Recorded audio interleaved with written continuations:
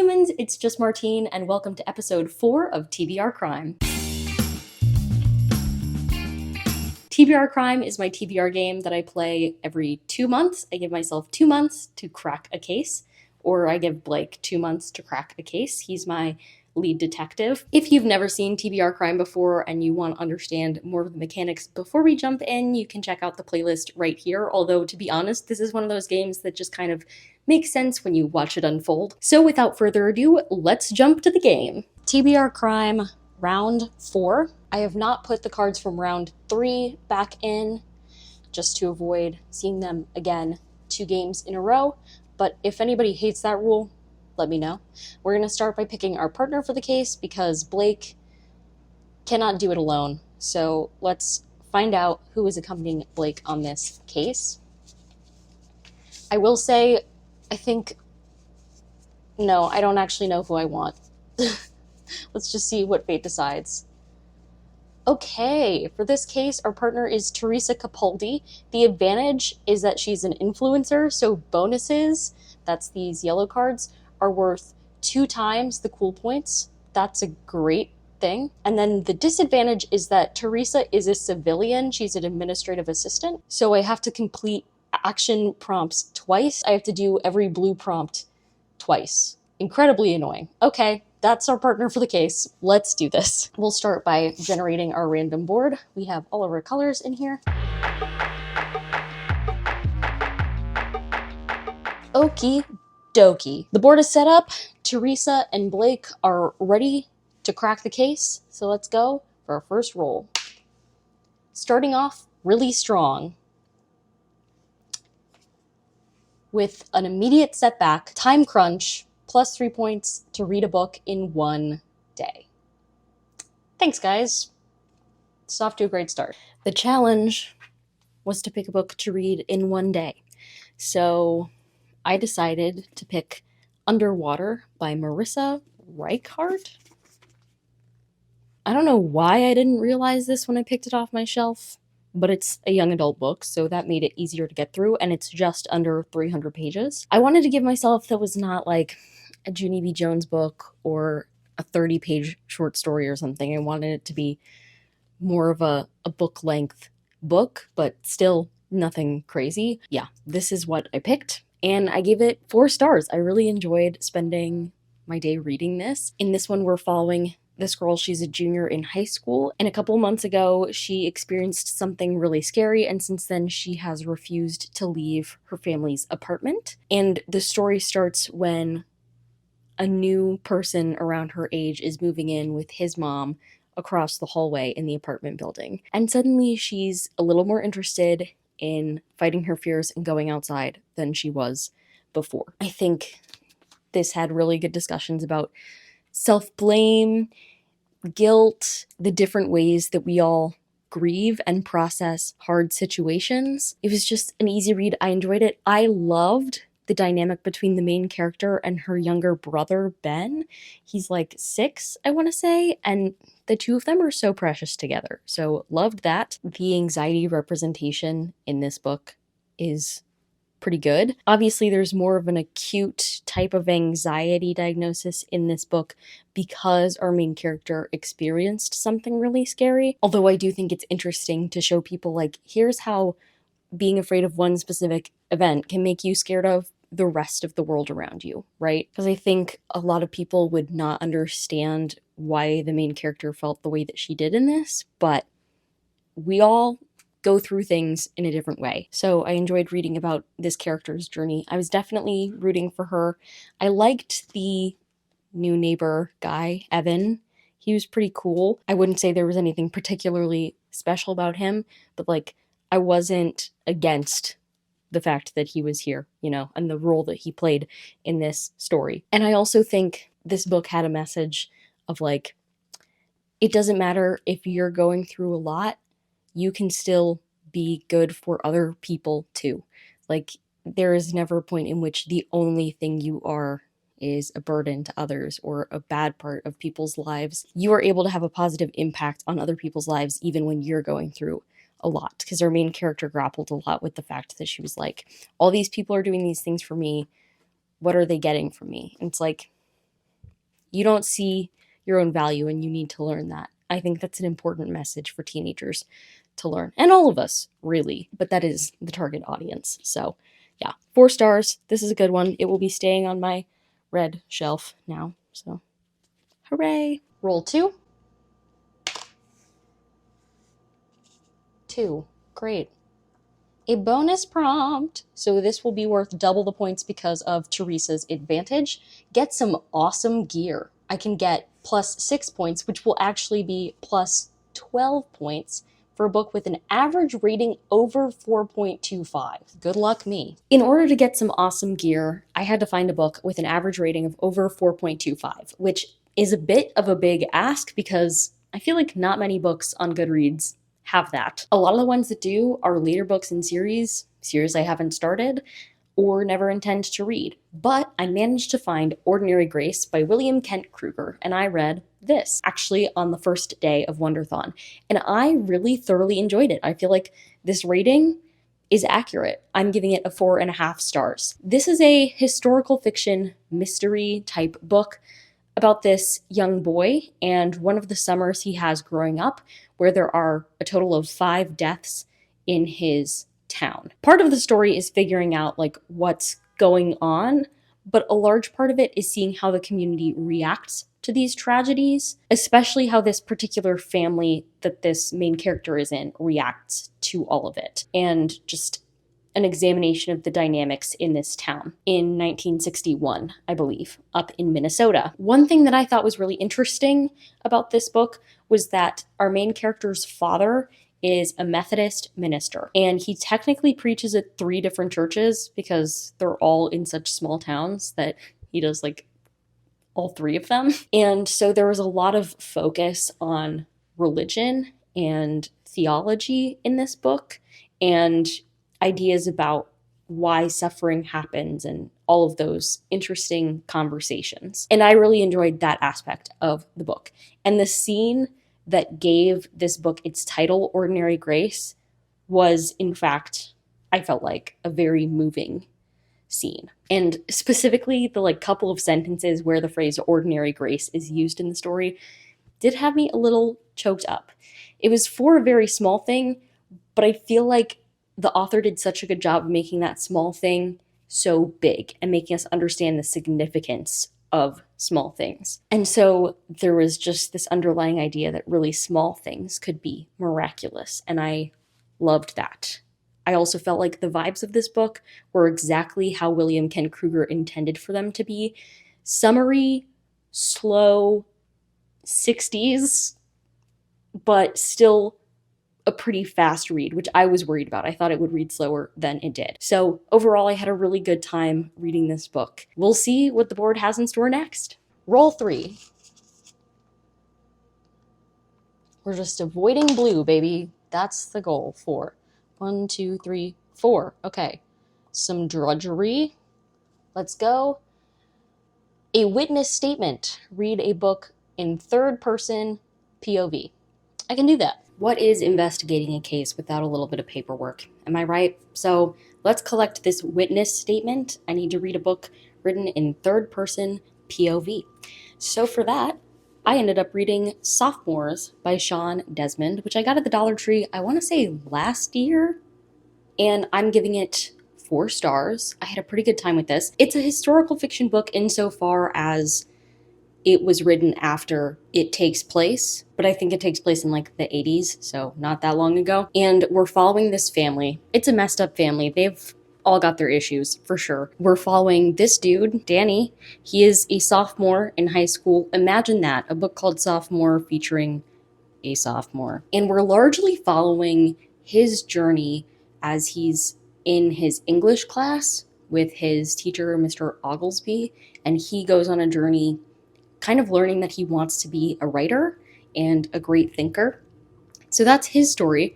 Then we're also following both of his parents. His dad is a mess, and his mom is selected as a juror in a huge murder trial.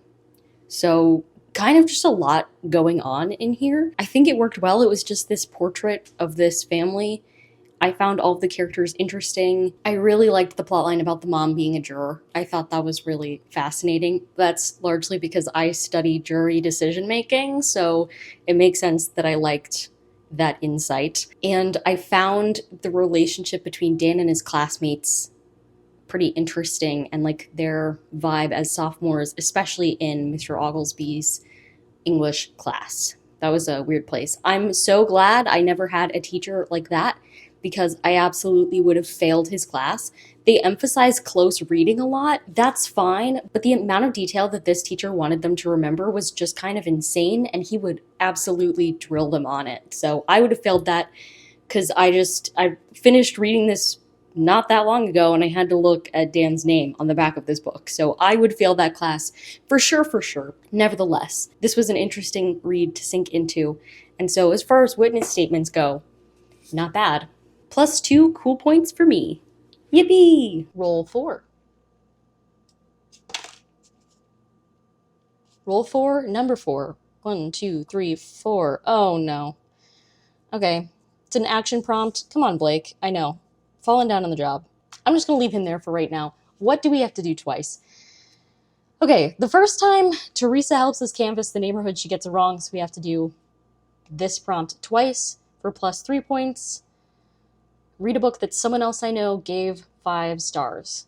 So I'm looking for 2 books that somebody I know gave 5 stars. I mean, if there's any prompt I'm going to do twice, this isn't a bad one. So in order to canvass the neighborhood, I'm going to read 2 books that someone else I know gave 5 stars, because the first time Teresa was no help. So I had to redo it all myself. So for the first of these books, I went with a book that someone I know really loves and has loved for a long time, has recommended over and over again, that I previously did not really have access to, that recently I noticed was on Kindle Unlimited. So I was like, now is my chance. So Bailey from Is Bailey Reading will be very pleased to hear that I finally read The One by John Mars. She read this book back in 2020 and stands it really hard.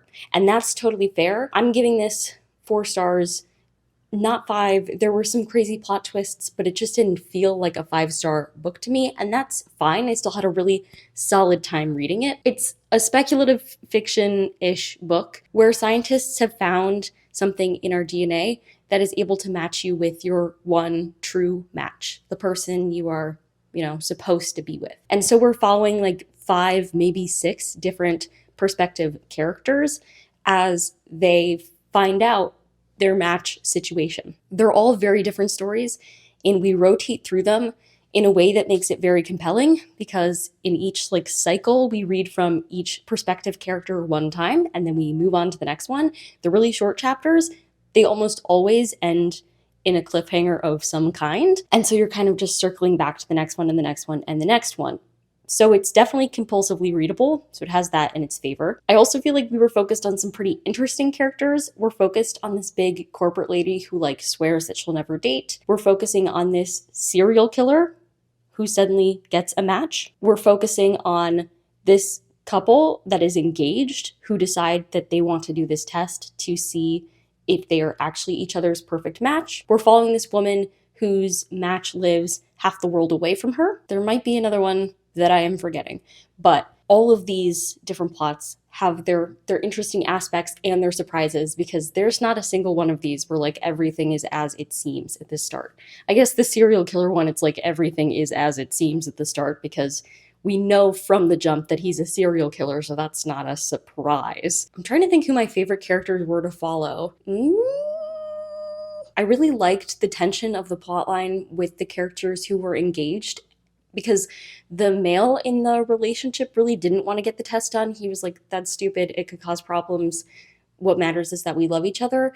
And this girl kind of made them take this test. All of these storylines raised really interesting implications for this technology, but I think that was one that was the most interesting to me, because I'm very much of the belief that at the end of the day, you can choose to continue to love people well. This story messed with that idea a lot, which I found really fascinating. Bailey, thanks for helping me canvass the neighborhood. Unfortunately, or fortunately, I guess, since it might be another great book, I cannot get these 3 points until I read another book that someone else gave 5 stars. So let's find one of those. We're trying this again. We're reading another book that someone else I know gave 5 stars. This time I read Part of Your World by Abby Jimenez, which several people that I know have given 5 stars, at least 3 when I looked on Goodreads. I know that Bailey has, so yet another Bailey pick. I know that Jordan has from Sorry You Booked Solid, and one other person had. I just looked at it a minute ago. I can't remember.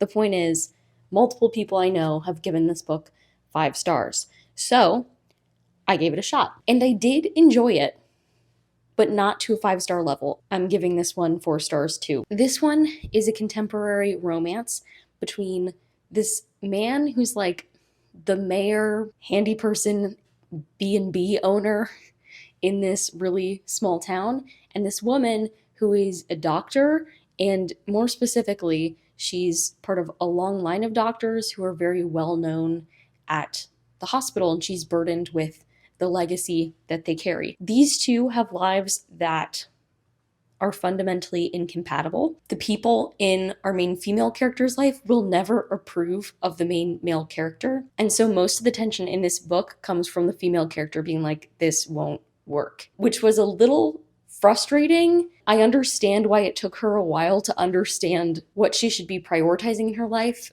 but it was a little frustrating to watch her go back and forth. And even though I did love the main male character, I did feel like a lack of, not connection, but tension of some kind between the characters, aside from the tension of this will never work. It's hard to describe that connection that I was missing. It was clear that they went well together, but there was a draw that I just didn't feel between the two of them. And maybe that was me missing something, but I don't know. I also tend to prefer a slow burn situation, and although it took them forever to get their actual situation figured out, they were not slow burn in any sense, and so I think that was missing for me as well. There was also one moment where like the universe did something that was just straight up crazy and kind of out of nowhere, and I was like, why is this part of the story? Regardless, I thought the characters were really well developed in here. It was very clear the divide between their two worlds, and I understood that source of tension among them, especially from the perspective of the female main character, because it was obvious pretty quickly that the main male character didn't fully understand how large that divide was for most of the book. And I really adored the small town that this story largely centered around, but yeah, it was just missing that final push to a 5-star. I'll definitely continue reading this series. I've heard such good things about it. In general, the few times I've read Abby Jimenez books or short stories, I've really enjoyed them. So this was no different, and I'm happy to finally get my 3 points. So thank you to Part of Your World for that. I'm just going to take it that Blake has an injury and he's going to sit for the next roll. Another 4. 1, 2, 3, 4. Hooray! A bonus prompt. So that kind of makes up for having to do the last prompt twice. Okay, create the perfect backstory for plus 4 points. Read a book set in a different country. I can do this. For a book set in a different country, I went with The Undoing of Alejandro Velasco, which I got as an Amazon First Reads pick a couple months ago. It is primarily set in Mexico, although there is a fairly significant portion that takes place in Switzerland. There are a couple flashback scenes to the United States, but most of it takes place in a different country, or different countries, as it were. And I really enjoyed this book. I'm going to give it 4 stars. It reminded me of 2 movies. Now, I don't think it was as weird as either one of these movies, not even close. Nevertheless, it gave me the vibes of a mixture between Challengers and Saltburn, mainly because there was lots of tennis, and also it involved visiting a rich friend's house. So I don't know if you can see those connections, but they're the connections that I'm making. And I kind of really liked that combination. I liked feeling like I was reading a book that was a mystery, that was a mixture of Challengers and Saltburn. I don't know. I just had a good time with it. In this one, we're following a character, Julian, is that his name? His friend, Alejandro, has passed away kind of suddenly, and he decides to go visit Alejandro's family in Mexico. Really, he shows up unannounced, and he says he wants to grieve with them, and he ends up kind of moving into their guest room for an undetermined amount of time. But what he doesn't tell them is that he thinks that Alejandro's death was a murder and that he is there to try and solve that murder. He is also a big tennis player, and so he becomes kind of obsessed pretty quickly with Alejandro's sister, who is also a tennis player. This book involves all the trappings of the elite. It's a pretty interesting mystery, but I feel like the characters are the most interesting part of it. And again, the vibe, because it just so strongly felt like a combination of those two movies for me. 4 stars, and I get 8 points for it because Teresa doubles my bonus. So 4 times 2, that's 8. Let's go! That was me trying to play tennis. I can't play tennis, but imagine if I could. On to the next roll. Next up, that is a 2. Another drudgery prompt. Crime statistics. Read a book published last year, so I'm looking for a 2024 release, which should be more than doable. You know what book was published in 2024? Tell Me It's Right by Katie Wismer. So for this prompt, that's what I read, and I ended up giving it 4 stars, maintaining our little 4-star streak that we have going on here for some reason. I mean, way better than the 3, 2, or 1-star streak, am I right? So as long as it wants to last in my life, I'm fine with it. This is a contemporary romance where we follow this young woman. She has just graduated college, but she's having a really hard time. She can't seem to find a job in her field, so she ends up moving back home for a little while. Actually, she moves into her brother's place in his basement, so he and his wife open up their home to her, and she's going back to this town that she grew up in, and she has lots of really mixed feelings about this. And there's one person there that she's not seen in a very long time, her brother's best friend. You can see where this is going. Her brother's best friend owns a tattoo shop, and he's like, hey, you have a marketing degree, why don't you come work for me, help me make a website, social media presence, etc. I'm terrible at that stuff. So they start working together, and things go from there. I had one main plotting problem with the book, which was the 3rd act breakup, the way that it went down. That is always a difficult place to be in a romance book, and this was no different. However, okay, I'm of 2 minds about this. On the one hand, I feel like what happened was maybe more realistic, and it wasn't a matter of them not communicating. On the other hand, I still felt like it was stupid and didn't need to happen. So yeah, I really like the setting, which is why I'm excited that there's a 2nd book in this series already. Is it in New Jersey or something? Somewhere around there, but in this like beachy town. But it's more of an affluent area, which I think also makes for some interesting plot points. Overall, it was a solid time, but it wasn't like it was my new favorite thing. So 4 stars it is. And with that, let's go back to the board. Okay, next up. 6. 1, 2, 3, 4, 5, 6. Another bonus prompt. Hooray. Okay, make an entrance, read a book with a prologue. Figuring out what book has a prologue is going to be tough, but I'll get 8 points for it. Thanks, Teresa. I managed to find a book with a prologue. So to fulfill that prompt, I ended up reading The Lost Story by Meg Schaefer. And it was a banger. I'm giving it 4.5 stars, breaking our 4-star streak in the right direction. So that's super exciting. I picked this on a total whim. I needed an audiobook that wasn't too long, and this one is like 10 hours, I want to say, something around there. I also needed it to not be a mystery book, and this is a fantasy. So I was like, okay, I'll go for it, and I'm so glad I did. I'm not sure that I would have read this otherwise, and I really, really enjoyed it, which is how you know it's good, when I really enjoy something as an audiobook. Come on now. This very much had the vibes of a Wayward Children type book. We are following, I would say, 3 main characters in the book. The first is this woman whose sister went missing many years ago. The second is one of 2 boys who went missing around the same time, but then appeared several months later. And the third is that other boy. The weird thing about the first of the boys is that ever since then, he's had this very specific ability to find lost things and people. So he's kind of made a name for himself going out and helping others find missing people. And so the female main character seeks him out and is like, my sister disappeared many years ago, can you help me? And he kind of freaks out about it and is cagey and is like, I don't want to help you, which is weird because he usually helps everybody. And we end up going on this like portal fantasy type adventure. I don't know what it was about this book that I loved so much. I liked the characters. I thought it was so fascinating what had happened to the two boys back when they got lost and what had happened since then, because like 15 years has passed since then and they haven't talked in like those 15 years. The first one got that ability to find lost things, but the other one has no memory of what happened in the time that they were missing. And the first boy won't tell him, says he can't tell him.